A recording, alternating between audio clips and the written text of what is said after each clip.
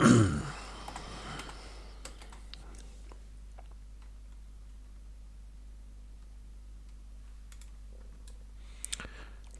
us play some Roblox. Collect 50 flowers in the ground. I can do that. Clear the stronghold. I can do that. Craft a helmet at the workshop. I'm not gonna do that. So I'll do the first two. And that'll be it for Roblox today. We're playing Cyborg, of course. We'll go on.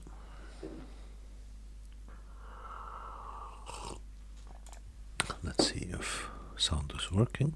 Let's see if it is. I've got some messages. You received a reward for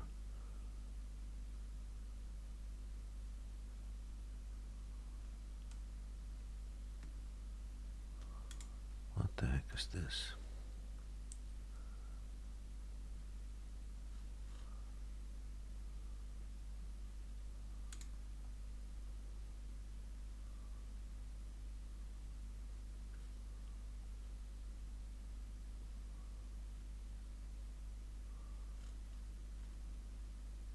I've got some rewards.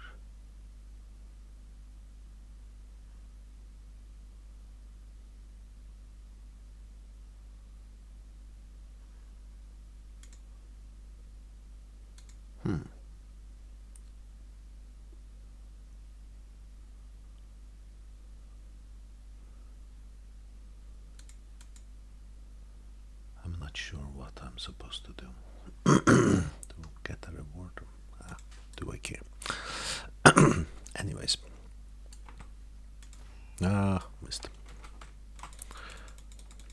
What we're gonna do is chop down 2 trees, kill some bunnies until we get a rabbit's foot, and then we expand our campfire and see where we are at. We want to pick up, how many was it? 50 flowers.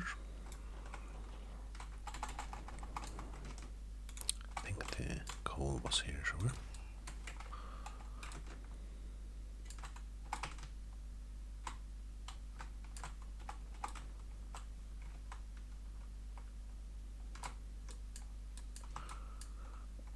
Flowers will just come naturally because I always pick up flowers. When I find a circle, we might want to do it a little bit faster. However, we want to find the stronghold. That's our top thingy right now. We might as well start the wolves, and I got lucky right away with the wolf because I've got my wolf pelt. Now we just did a bunny's foot, and we can start exploring. I usually get these first, so I don't have to stress as I explore.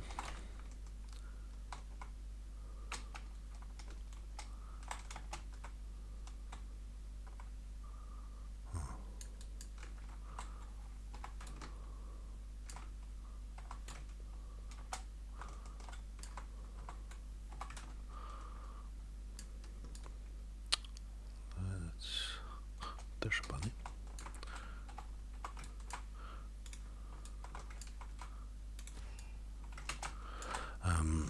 These flowers, the other flowers. Oh, I got a big sack.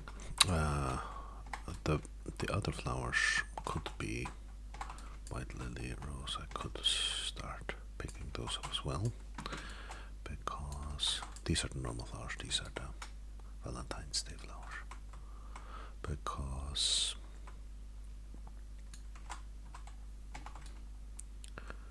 they do give some items if you do the Valentine's Day quest, although it does break my usual habit of farming gems because it's a little bit different. Oops. Set up.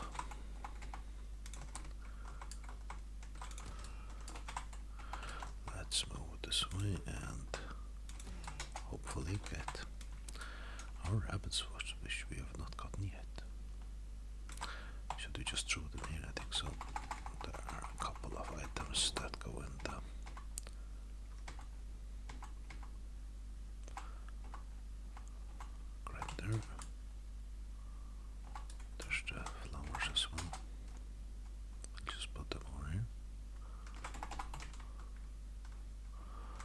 these in the grinder. Let's see if we find another chest or two, because the good sack is one that we would otherwise have gotten from the pelt trader. Now that we've gotten it through this, we can get something else for the pelt trader. And we have all day today to get it, so now that sun came up, the pelt trader has arrived. And we have all day. Oh, here's another chest to get other items. Some low-level chests. There's a flashlight. We didn't need that because we had a flashlight tower right here. There's always a flashlight in that tower. But we still need the rabbit's foot, so we're still hunting for that. Let that be our priority.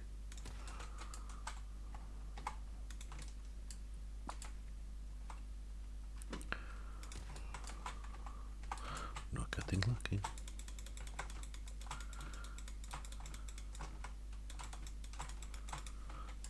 Oh, there we are. We did get lucky. Now we just go and use it because some of the day has already gone. We're gonna get a good axe. What with this? Did we need anything? No. So usually I get the spear. Let's do that.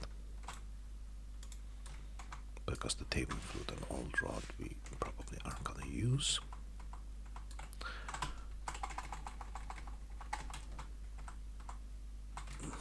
Now, what's our next step? I think our next step is just getting the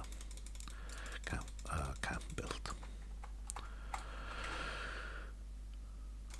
We want to get our food production started. There's a chest over there, so I might go there as well. Food production, I usually... Oh, hello Fuma and Truecraft. Greetings and salutations. Oh, sorry, I missed the comments. I was so focused on Roblox. I'm playing Roblox. I'm farming some gems for my daughter before I play Dead by Daylight. I thought I'd get it over and done with before I play Dead by Daylight. How are you guys? Fuma, Truecraft is not the first time chatter. However, somehow my memory. I did not go to work, or I did not work today. I have Tuesdays off every other week. So the only work I do is like preparation for school. I have work. I have, I teach half the day. This week I teach half the day. Wednesday, Thursday and Friday. The other half goes to correcting essays and preparing. So work is whatever I do at home, which will be correcting some essays, or which has been correcting essays, and I will probably do some more this night.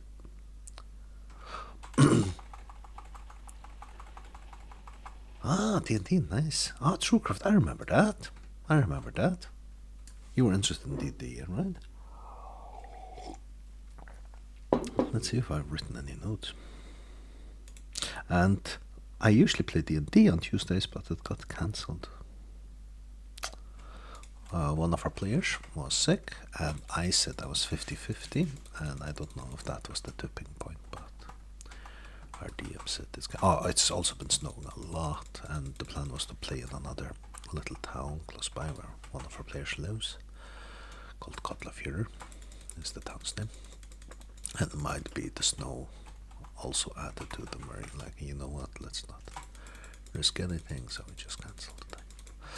Otherwise, our roleplay is we play vampire. Stay safe. Yeah, that's true. He is, however, our dungeon master is usually the driver, and he is a professional driver. He owns a bus company, and he has driven cabs all his life, and so he's got it under control if we go. And then he picks everybody up in this town, and we just drive to the next town. Let's build stuff. Crafting bench and map. Should we do the old bed or wait with it? Let's do the old bed. Perhaps we'll play until we get to 100 days. I did not place it. There we are.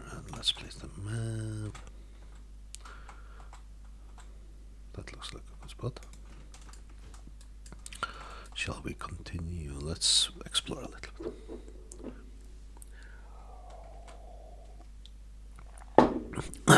Now, yeah, I could talk a year about teaching. So I'll give you something practical.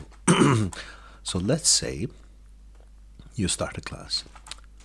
Especially if you have a little bit of a rowdy class, or if there are people who show up a little late or something like that, right?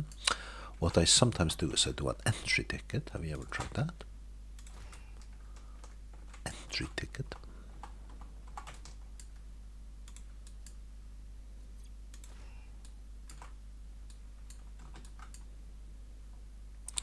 The reason I ask is no need for me to explain too much if you've already got that technique down.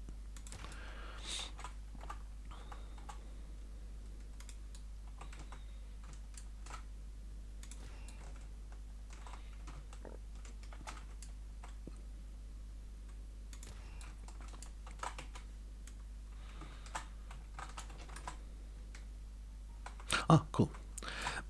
So it's a piece of paper. I usually print out A3. I don't know if you use that format where you're from. I print the paper and I cut it in half and I write the same text on both sides, kind of thing. Anyways, so in that you can do whatever you want, right? So let's say last lesson you learned something, or you worked with something. You learned and you had something about figure of language term, or a term in grammar, or you did something, you can, for example, repeat it in the entry ticket. So just ask a question in the entry ticket, and in the entry ticket on top I write 5 quiet minutes, answer the entry ticket on your own, write full sentences or something like that. I'll write that at the top, and then comes the question, which is you just repeat a lesson that you've already had. It could be last lesson, for example. Something you learned, and then the students, and then you hand it out at the start of at the very first minute of class, to get them used to like starting on time, right? And then the technique is you don't do anything. You just go around, and the students who still are on their phone or still talking and stuff like that, you just kind of like wriggle their entry ticket a little bit as it lays in front of them and says, "Oh, have you started?" And that'll very slowly quiet the room down, and before you know it, 2, 3 minutes, 4 minutes, 5 minutes have passed, and now the whole class is totally silent, and everybody's focused, and they're writing English sentences on a piece of paper. I felt that's such a nice way to start a class, because now everybody's mind is in English. I'm gonna learn English mode, right? And everybody's quiet. Everybody's just focused. I really don't. Here comes the deer. It's chasing me. Let's just go. I felt that was a really and that's like a 10-15 minute sequence. And then there are plenty of ways to vary it, right? You could also just write some grammar assignments on the piece of paper, answer these grammar assignments, or you could write some discussion questions. And if you look up online entry ticket, you'll see English teaching entry ticket or something. You'll probably see some tips and tricks on how to do it. And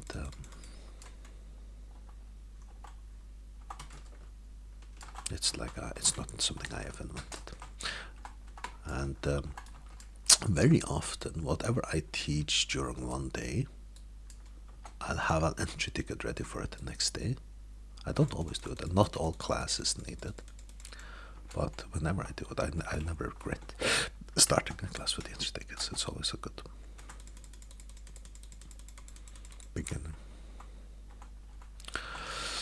And then from there on, then you figure out, now I've got, let's say this takes 10-15 minutes. It depends on if you write the stuff they write down on their piece of paper. If you write that on your whiteboard, right? Then it'll probably, and you go through it, then it'll probably take 50 minutes. If you just have them, for example,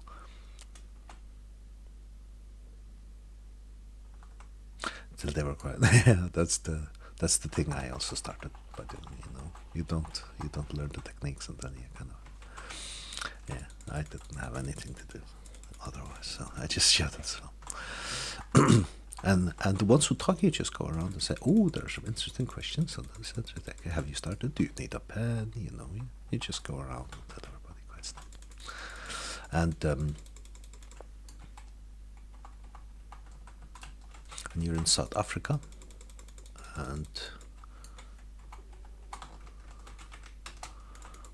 English is an official language there.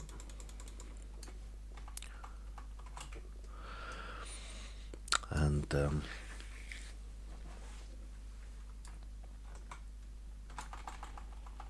you could, and there are different ways to end it, right? So, yeah, it's that's a good word to explain it. And your first language is English, very nice.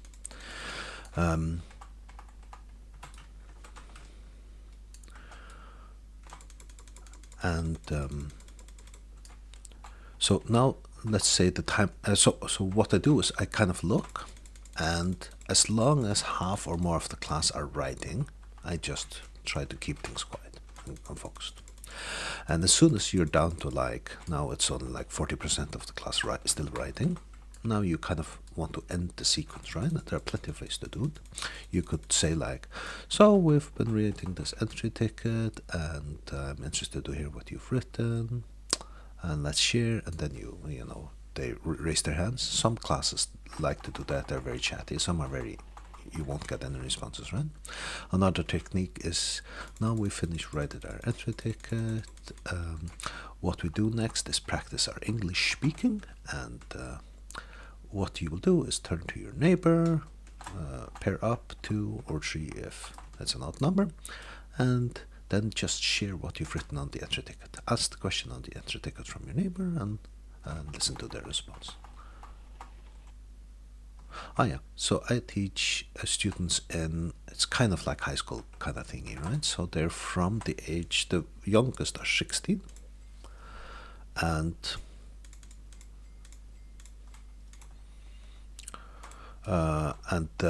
they usually end school at about 19, 20.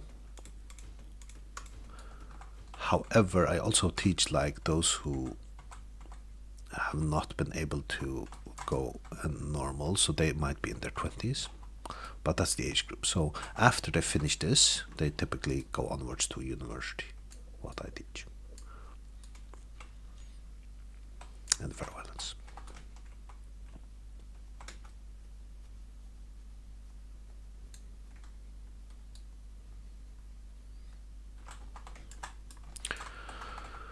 And the entry text, so you could end it in different ways. The one where you get them to talk to their neighbor in English, ask and answer the questions they've already done on the piece of paper. That's a good way to, because you get everybody engaged in talking, right? So that's a good way to finish the sequence. And anyways, then you do that sequence a couple of times and you've learned it. Now you have that as an option. And what I figured out was, okay, so this really works. Quiet, focused concentration. Everybody's doing English. Everybody's learning something and stuff like that. So now I know a 15-minute sequence in English where everybody learns something. A1 to B2, so those are some levels you have in South Africa or perhaps internationally. And what age is that? Oh, that's their level of English proficiency. A1 to B2, so which means they are quite new at English, to those who are moderately learned in English. I'm guessing A1 is they don't know anything, and so their English level. I see. Yeah.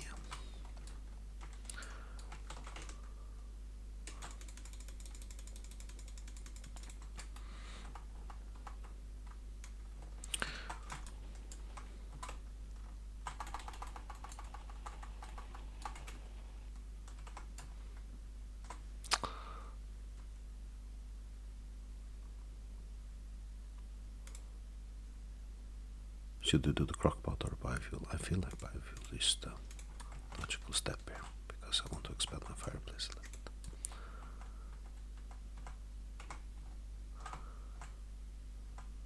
I'll just put there 80 here. Okay, so they're just people who don't speak English or they're learning English in South Africa.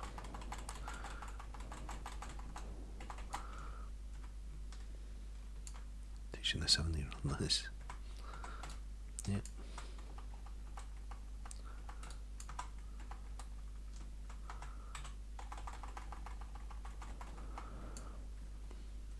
Nice. And where are you at? What do I know from? I know Johannesburg and I know Cape Town and I know. Ah, you teach online, I see. So it's online, people who study online English, levels A to B2. Okay. Okay, online. So I've also taught online. Of course, you can't use an entry tech on online. So online, do you like, is it a set thing they go through and you just correct, or you interact with them through camera?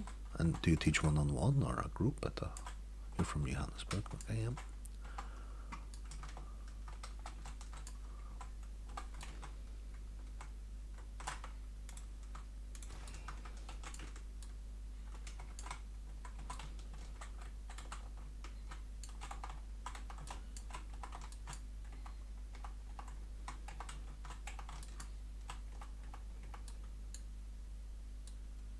The lessons are given, you have to teach them. And do they are you on camera with the students or do you just correct assignments?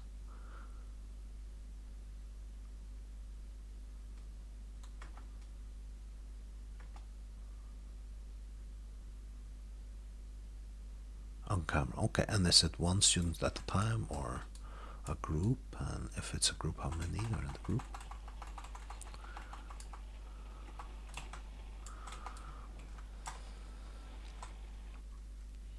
One-on-one, okay.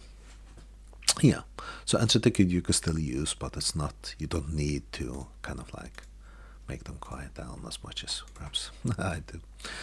Okay, one-on-one camera. I've not done much of it. I've done online teaching. What I did was I corrected assignments typically, and I did the courses. I created the English C course, it's called, and stuff, webpage in my school. So I do the setup and the syllabus and everything like that. Anyways, during COVID, of course, I taught online, but that was mostly like whole classes and groups and stuff. But that has its own challenges, right? So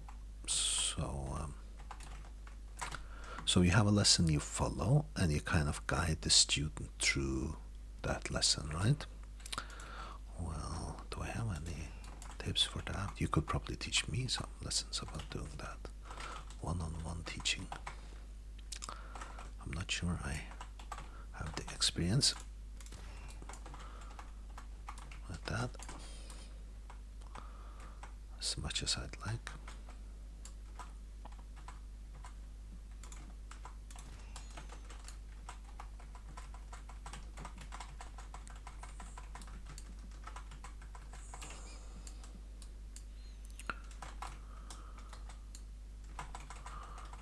We're at 50 flowers, there we are.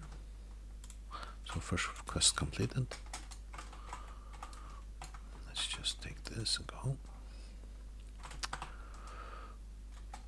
Taking tips for the future. I want to teach in Japan one day. Ooh, that's nice. Do you speak Japanese? Or do you want to learn Japanese? And why has Japan got your interest? You're just a, what's it called? Weeboo? Japanophile?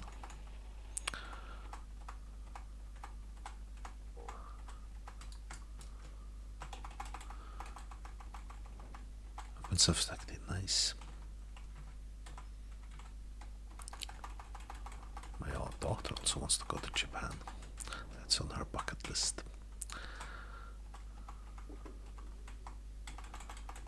She's so interested in the culture, I think.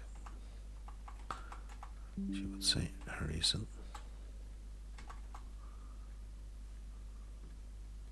Countryside, nice, yeah. There are some cheap houses I've seen online. You could get a cheap house because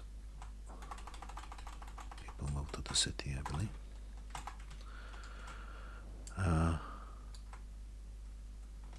Yeah, it is interesting culture, right? And alluring in some ways that to be part of that. I think we're gonna do a raider just so we can find our to do our next quest, which is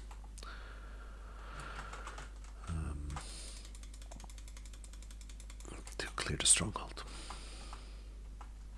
I haven't run into the stronghold yet, so I'll just build a raider to find it.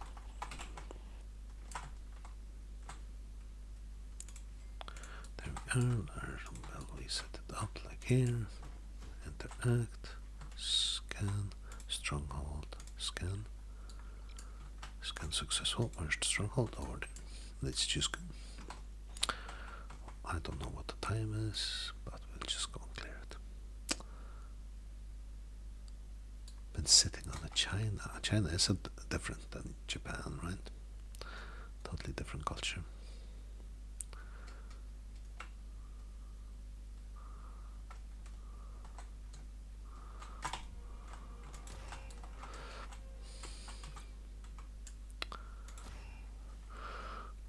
Sitting on it here.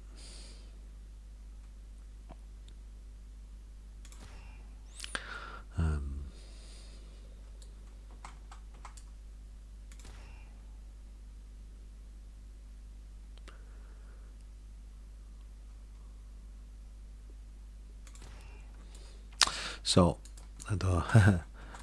right now in English we're reading a theme in two classes, which the theme is called dystopia, and after that we'll switch, and one of those classes is gonna continue a little bit with the dystopia theme.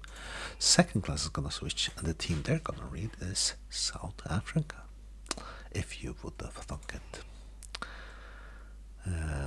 It's because it's a required thing of English B syllabus in Faroe Islands that you have at least one theme concerning a country other than US and Great Britain that is English speaking, and you typically pick either India or South Africa or Canada or something like that, Australia. So this time I'm gonna pick South Africa, and we start with like I usually never do PowerPoint lecture thingies, but we do start there because another teacher I was working with also taught the South Africa team, and she had this really great PowerPoint lecture about it, and I use her. But typically I let the students research on their own or something. Look the stuff up. Perhaps I'll write some questions down. But this one,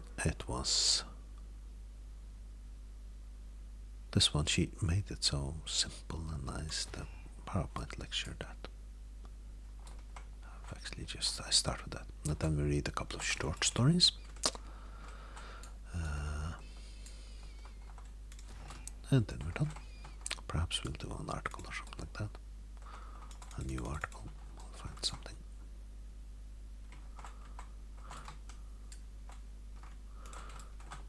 And there's plenty of good authors from South Africa. There's Nadine Gordimer and Doris Lessing, and it's, of course, it's usually about race.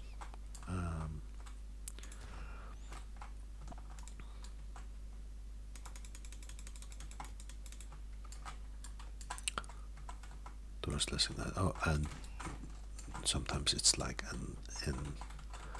in Africa about race, and sometimes it's not set exactly in South Africa, or you don't know where it is set, but some of the stories are set in South Africa, of course. I do write books. I haven't published anything, but I just do it for fun, or I used to do it. Sorry, I used to do it when I was studying. I wrote, so now recently I haven't, but I am thinking about getting into it again. and perhaps even publishing at some point, who knows. So now I've done my second quest and I can actually finish the game. But what we will do is we might want to get a few more gems.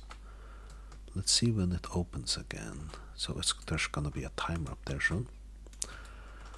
And that timer is gonna tell us how long, if I want to farm 5 more gems out of the stronghold. But I think I might just stop this Roblox game here because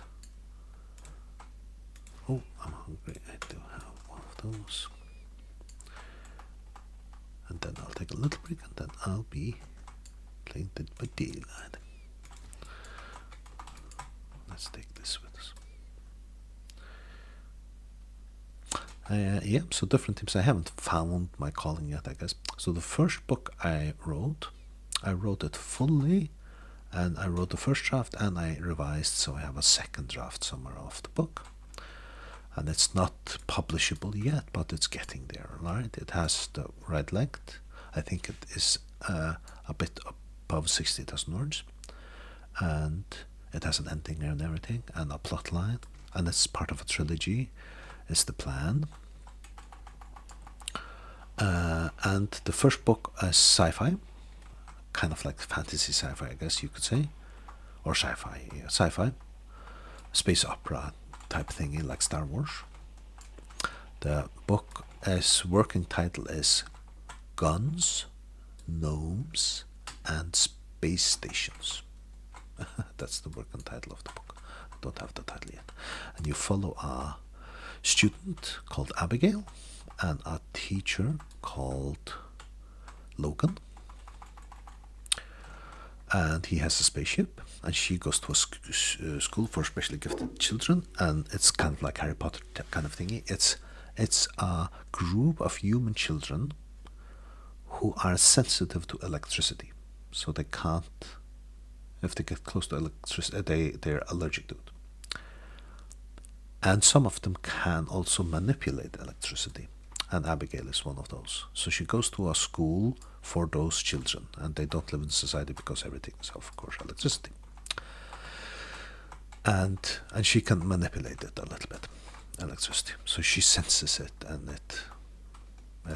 it bothers her, and you get a rash, and stuff like that.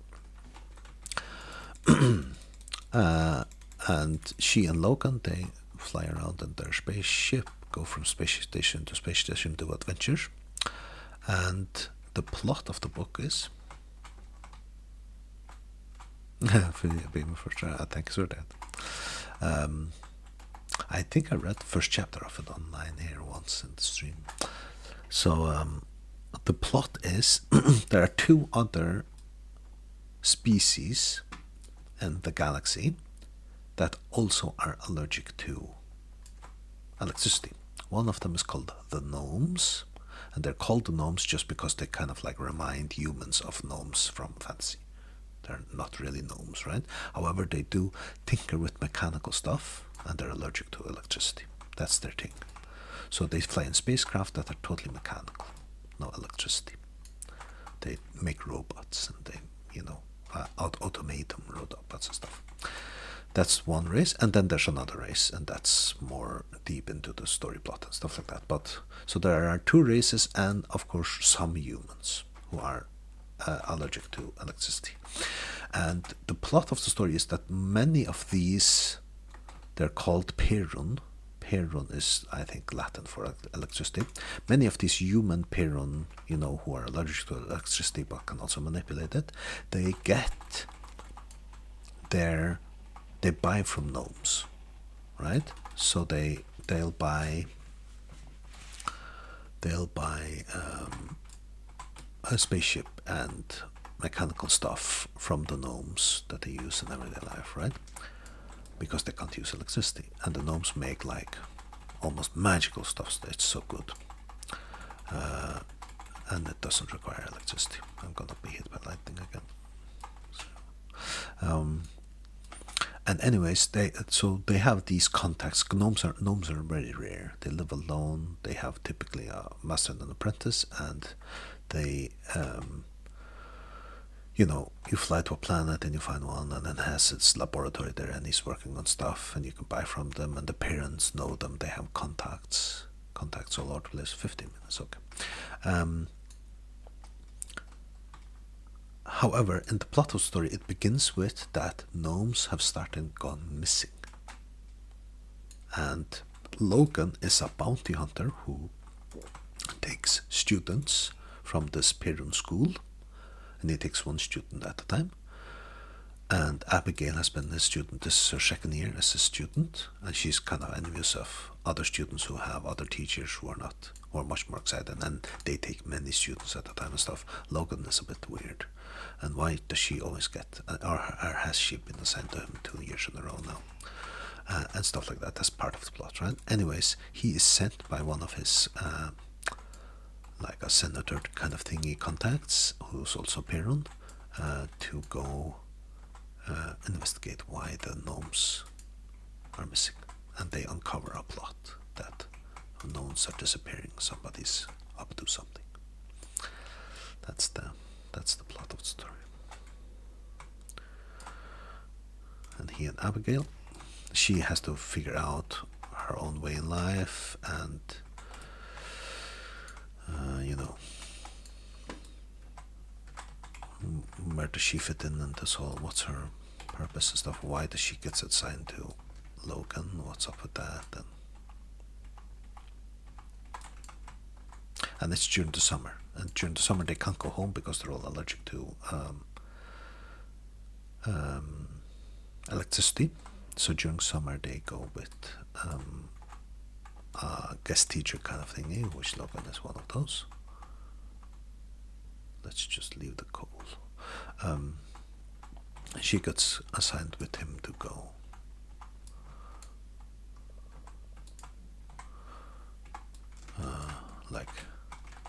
learning for the summer vacation, right? Yeah, of course.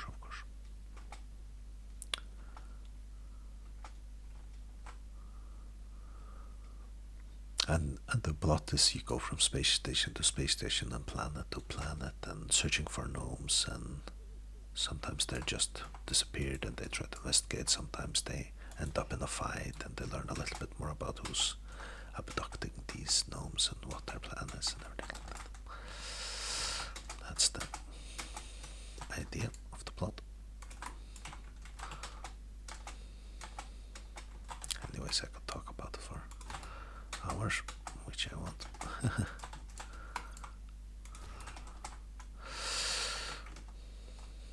Basic plot and direction with my book. Yeah.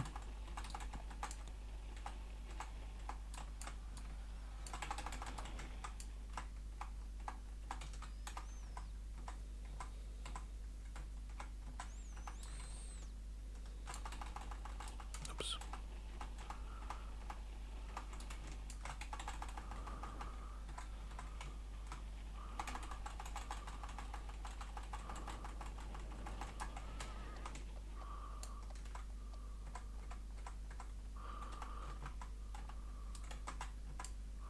Let's put these in here.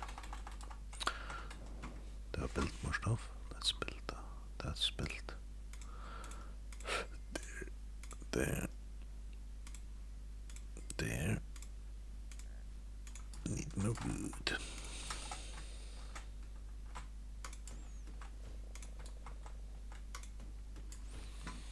I have 11,000 words right now, but I want to scrap it and restart. Conflict. I have a basic plot and direction I want for my boat. I want to have more conflict in it. I can't find myself making it easy for the main character. Yeah.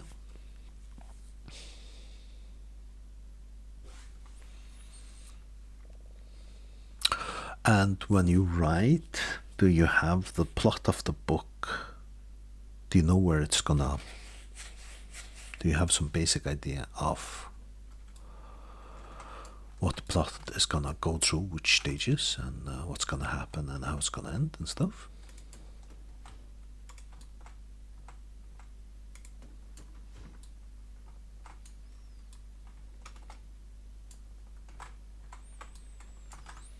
Let me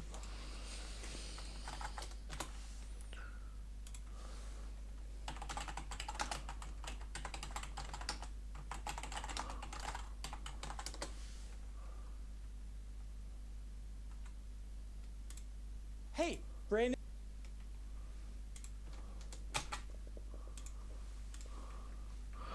I have like the main plot, but I keep deviating from the subplots. Okay. Okay. So my writing method is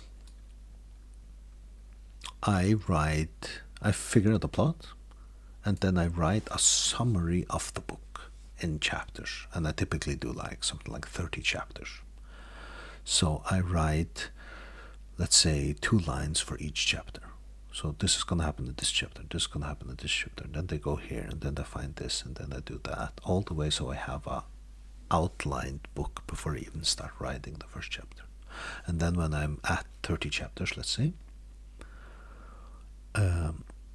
and I've got those 2 sentence outlines, then I start writing the chapters, and I know I need to write 2,000 words for this chapter, which will mean I'll end up with 60,000 words. Or if I want 80,000 words, then I write, 2,500 words per chapter, something like that, or 3,000 words per chapter. So, so that's how I do it, and that's called the architect style of writing. Some people write in the gardener style, which is they kind of like they don't know what's going to happen this chapter. They just kind of like start writing, and before they know it, they've got 10,000 words and they want to edit it, kind of thing. But you sound like the architect. You plan it out a little bit, perhaps not as much as me, but you start planning it out. What's going to happen in the story? My main suggestion would be this guy. Do you write? Summarize? Perhaps that fits for him. My main suggestion would be that guy. You probably know him. That I learned a lot from. I don't know if that's the first course I learned. He teaches it every year. So the first one I've watched is probably from 2020 or so much. But he's really good, this Brendan Sanderson. Even though he doesn't write exactly my style, he just knows a lot about writing and teaching writing. And he's so knowledgeable to listen to, I think.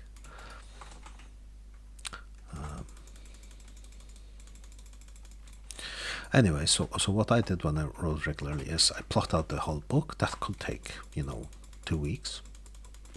And it's exciting, and you figure out characters and how to interact and relationship between the characters and setups and stuff like that.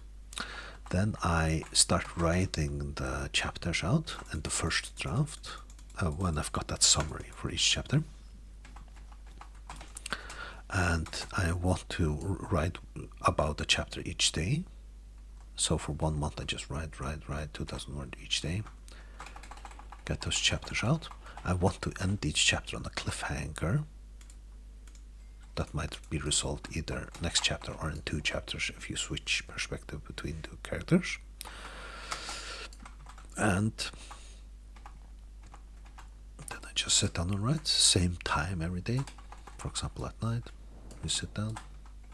Now it's 2,000 more words, and sometimes you just get 500 in a day. Sometimes you get 1,000. It doesn't matter. It doesn't matter if you stop in the middle of a chapter. You know where to pick up.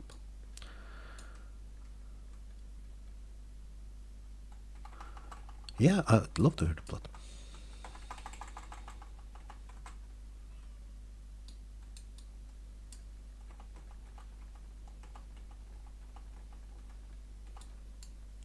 And the good thing about having the summary written, there's no writer's block. You sit down, you know what, you can start writing. I'll start writing chapter 15 now, and I know what's supposed to happen in it. And the temptation I found to trap most new writers fall in is they write something and it's not that good, and now they could write it better, so they revise and they revise and they revise and they revise. I wrote the first chapter twice, and then I wrote, or 3 times, and then I wrote the second chapter and I revised the first and second chapter 2 times, and then I wrote the third chapter, and now I've rewritten the first, second, and third chapter 5 times, and now I'm starting the fourth chapter, and I want to, and doing the summary thing in the plot all the way out is what Brandon Sanderson also suggests, is you have to finish a book. Doesn't matter how good it is. He said, do you know which book I published? He'll say in the course, I published my 6th book or something, I can't remember which number. And you're probably going to do the same if you're as lucky as me. And with that in mind, why do you keep revising your first book? You're never going to get there. Finish it, and then get on to the next book, and the next book, and the next book. And by the time you get on your sixth book, you're actually good enough to publish something, And if you keep rewriting the first book, firstly, you're trapped in it. But secondly, you don't learn the parts of writing, which is, for example, writing an ending, or revising a first draft, or changing a major plot thing in the middle of a finished book, or stuff like that. You need to practice those aspects of writing as well. And if you are stuck on rewriting the first chapter over and over again, or the first 3 chapters over and over again, then you kind of, you're not improving. That I really took to heart. So I just set myself, I have to finish it. It was a horrible first book, right? I think the first 2 or 3 chapters were really good because I've rewritten those so many times. But as soon as I get into the late stages of the novel, the Gnomes, Guns, and Space Station novels, I kind of got flat because now I want to finish it. But I learned a lot of Lynch in it. Now I have it finished. Then I started to revise it, and it wasn't as fun and stuff, so I haven't really gotten that process down. But I have a second draft, and I could probably rewrite it to a third or a fourth draft before it gets where I would be comfortable sending it to some publisher or something like that. And that I just never got. And I've written 2 other books, which I've started. One of them I've plotted out all the way, called Friendships, which is a coming-of-age story about a boy. And the second, that one I've plotted all the way and written like halfway through the first draft, and unfortunately again revised that first half many times. And then the third novel I've written, I've again plotted it all the way and started writing, and I think I'm like 3 chapters in, and that one is, I can't remember the working title, but it's about a person who gets sent to prison on death sentence, who at the age of, an American who at the age of 18 shot a cop. And he starts a relationship with a female prison guard. And so they're treated very different ones. It's about a boy who at a young age, both him and his parents were in a car crash, but only he survived. He tries to commit suicide, and on the bridge he comes across the girl. They both teach each other how to live, and they go on dates and stuff. And at the end, the main character finds out that the girl is a ghost that killed herself many years ago on that bridge. I was there to stop him from doing the same thing. But through this girl he found reasons to live, like he made friends and stuff. Very nice. A great plot. So, ghost of a suicide victim haunts a bridge and saves a boy who is going through some similar stuff, and they have kind of a dating relationship kind of thingy. Very nice. That sounds awesome.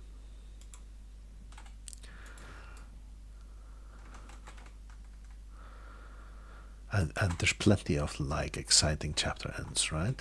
I like twists and turns, and so you could say like, then he suddenly finds out about something new about her. She says something that reveals,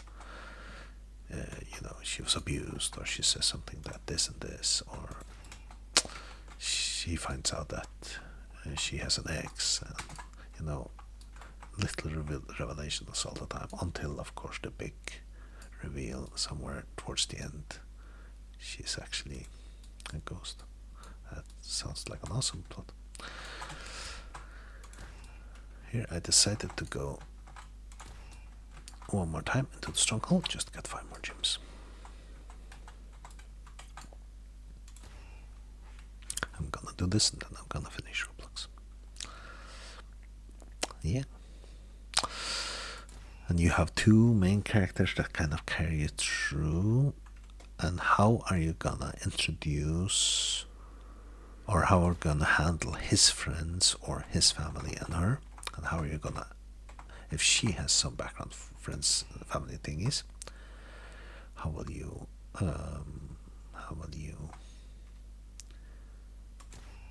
can you have scenes where he interacts with some of them, where it's hinted at that she's dead but not revealed and stuff? That's interesting, right? I have a character in there that's abused by his father, like mean and awful to be around, but he starts to lighten up nice. Character arc there.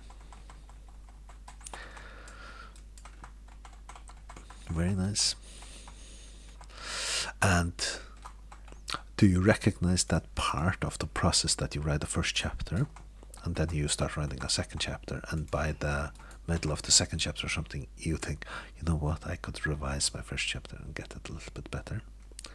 That you cannot get stuck revising the first 3 chapters and 2 chapters and 3 chapters and 4 chapters over and over again.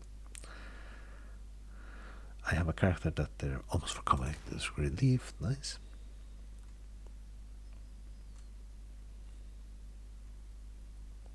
That's one of the things I found that kind of held me back from finishing a novel, is that endless revision. 6 times a lot, yeah. And have you shown it to people and got responses? Do you use online forums where you post your writing and get responses?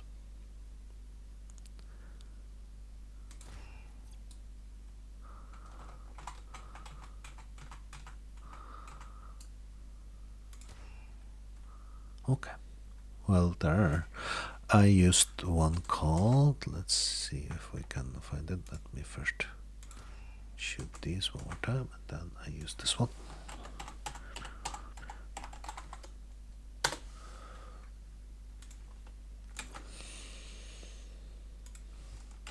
I can recommend that one. So it's a karma-based system. The more you have to start by writing reviews of people's first chapter, answering their questions and stuff like that. So somebody posts like a first chapter and they ask, what do you think about this character? What do you think about the descriptions of the environment or something like that? Then you have to read the chapter and answer a questionnaire and write some comments. And once you've done that a couple of times, you get karma, and you can use that karma to post your own stuff. And it's kind of like behind the database. So as soon as you've posted it there, it's kind of your thing. You have a so copyright issues. You have a proof that I actually posted this chapter long ago, and it looked like this and everything, right? So I felt quite safe posting stuff there in terms of like copyright and stuff, and also it's hidden. So, for example, my book Gnomes, Guns, and Spaceship is many chapters of it is on there, and however. You can't see it unless you're a part of that community, right? So it's kind of copyrighted, or it's hidden. I'm quite comfortable with the safety of that thing, is what I'm trying to say.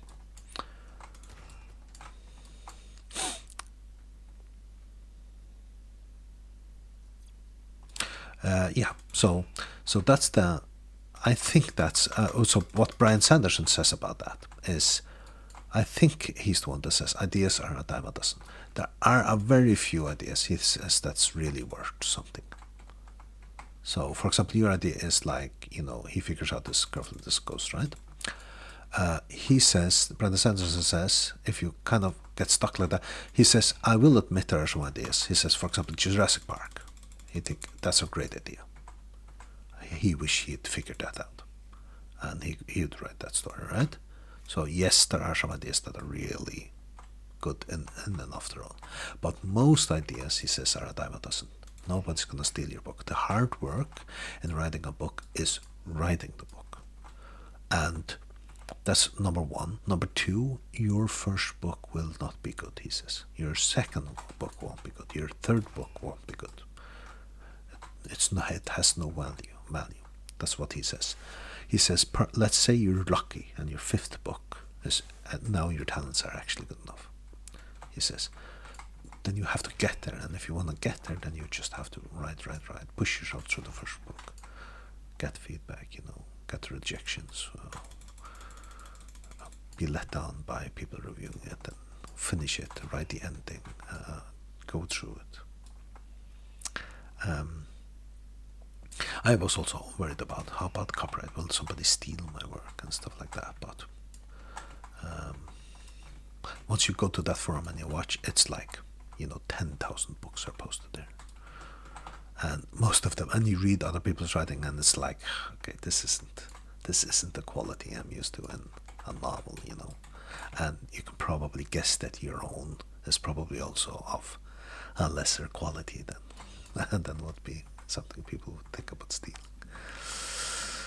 I'm also afraid of somebody stealing my ideas, like that Perun ability, being allergic to electricity, however, also being able to control it. Oh no, what if somebody steals that idea, then I can't use it. And what I figure out is, I know it's a good idea, and I like it, and I want to finish that book at some point and publish it, but I could probably figure something else out as well.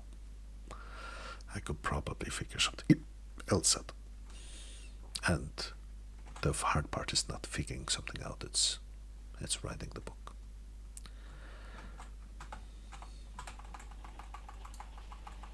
And in fact, I have figured something else out. I have 3 ideas for books just laying waiting, and I'll probably never publish any of them, right? Worrying about somebody stealing what I have.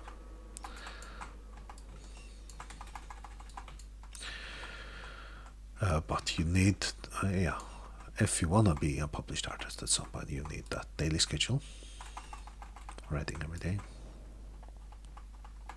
Oh, one more question I have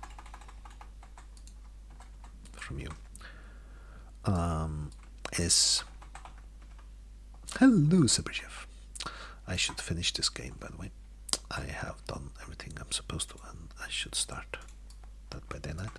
I suddenly am rewinding off when Super Chef shows up. We're talking about writing, Zipper.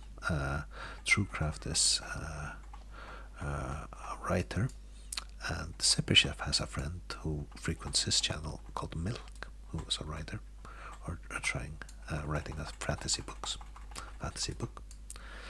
She's from Ireland. Truecraft is from South Africa.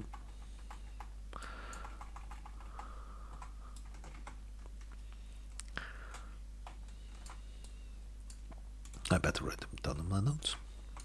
I think, shall we stop here?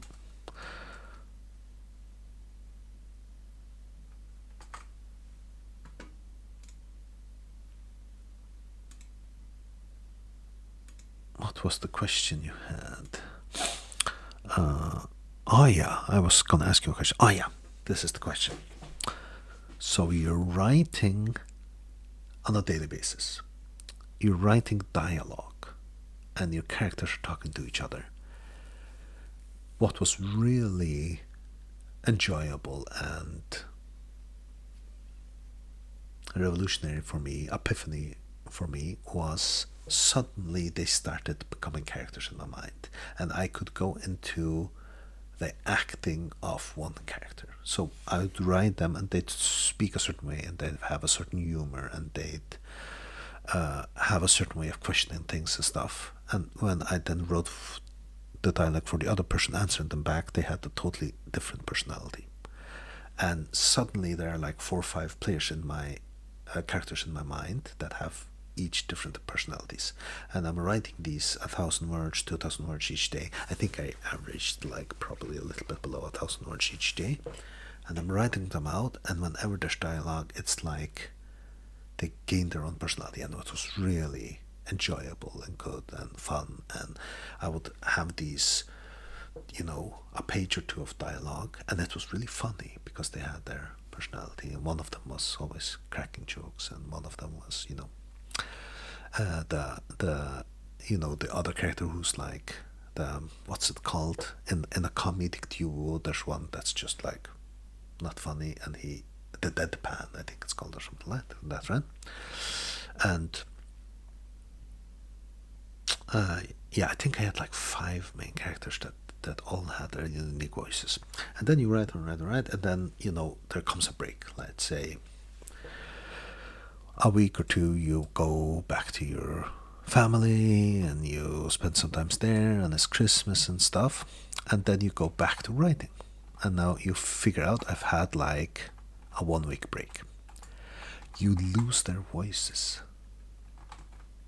I don't know if you've experienced any of that, but then you suddenly I can't act as these two people again.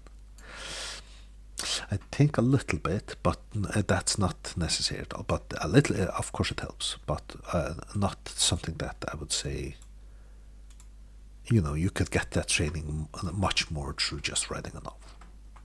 Much more. An actor might have a little bit of an advantage.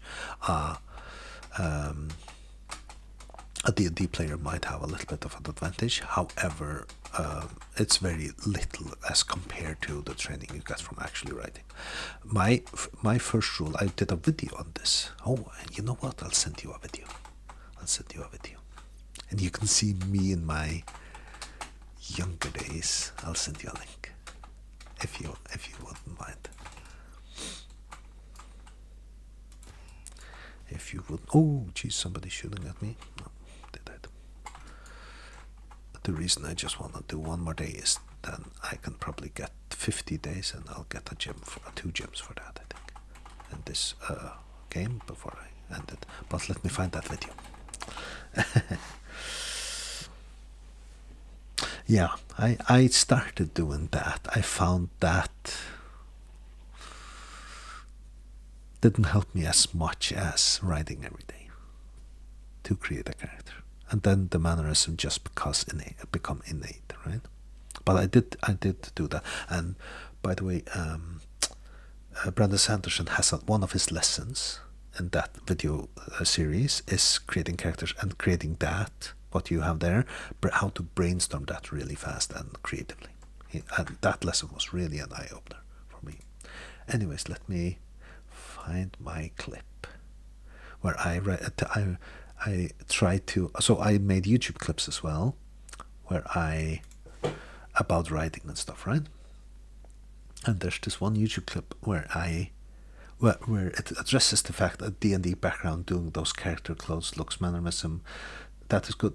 No, actually, it doesn't address that. It's like acting and thinking and imagining in your mind and playing Dungeons and Dragons and being an actor, or all of these things, how they don't compare to the training you get from something else. Let's see if I find the clip.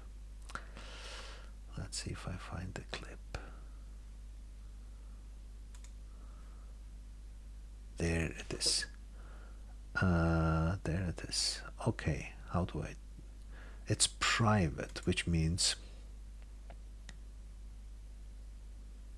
if I change the clip to unlisted, save, and then I can share the link, right? What's the link there? Copy. Let's see. It's a long time since I viewed that, so I have like the idea of what it's about in there, but I don't know if that's a younger me. Let's see when that's from. So that was from, let's see the date, 2013. 13 years ago, 12 years ago. Oh, no problem. I'll end up Roblox here. Is it day 50? Oh, should I wait one more day, get to day 50? Ah, now it feels like a little bit of a downer if I don't do that. Let's get to day 50, and then let me save the second kit. I'll do this, because it'll be night before I can save the second kit.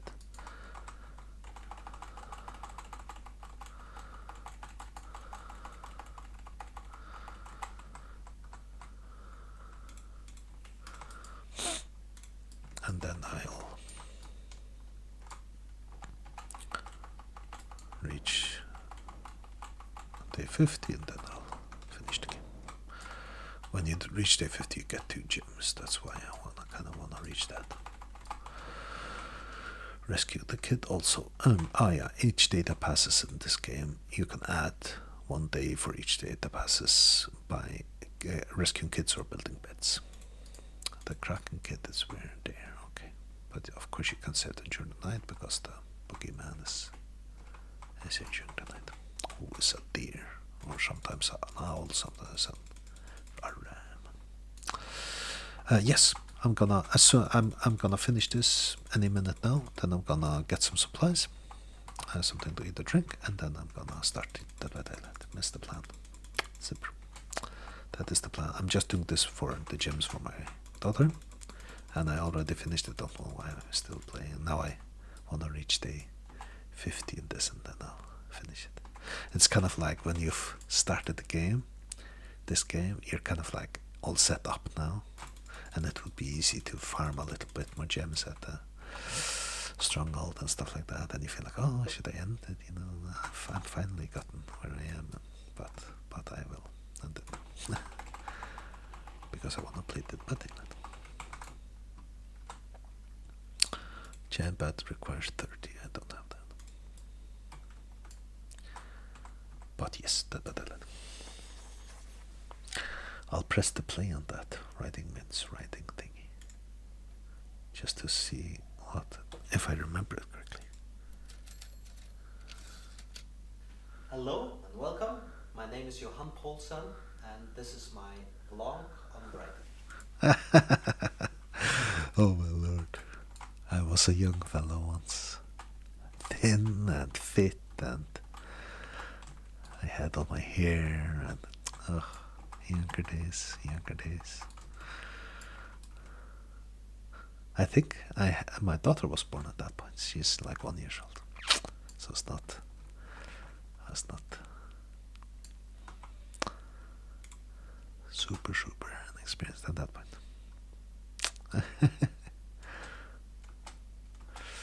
I got to day 50 and I got my 2 gems. That's good.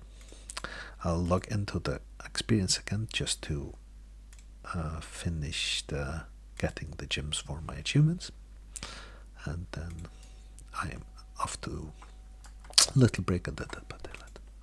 Claim. I'll leave the stream open, of course. There we are. Got my gems. We're at 400 gems.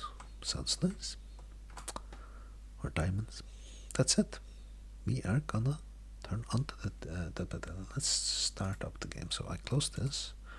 I'm guessing my stream becomes black. And then I turn on the let's see if it switches automatically. It probably doesn't. So I probably need to select something on OBS, right? Let's go to OBS. Oh shit. I should probably stop stream and start it up again, because right now the title and game is Roblox, right? Yeah. Change of plan. I'll write it in. I will take a 5-minute break, and I will take a 5 to 10 minute break. To 10-minute break, and then I will be back streaming Dead by Daylight. I think so. So I'll stop the stream, restart it with Dead by Daylight, I think, because otherwise it'll show up as a Roblox stream. I don't want any Roblox players to jump in and see that. I'll get banned from streaming. Roblox players watching are probably, some of them will be kids and stuff. Isn't there a new code in Dead by Daylight that I haven't written? Something here of the horse thingy?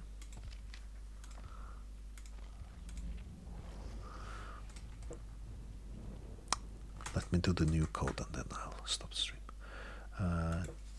DBD codes February 2026. Happy Horse Year 2026.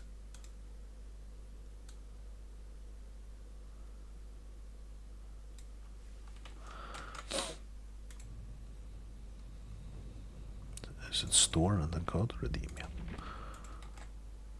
Redeem. Nice. And then gift, free gift. And then it says there are a few. I've probably typed these in, but these are said to be the still active ones, just to. No, I got some there. And then there's one called Night Shift. Have I typed in that? No. And then there's one called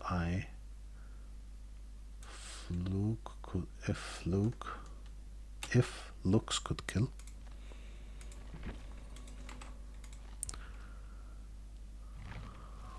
No. And then Reddit 1 million. That one I've typed in, I think. Algorithm claim yes. That's about it. Nice. I'm getting a lot of thingies.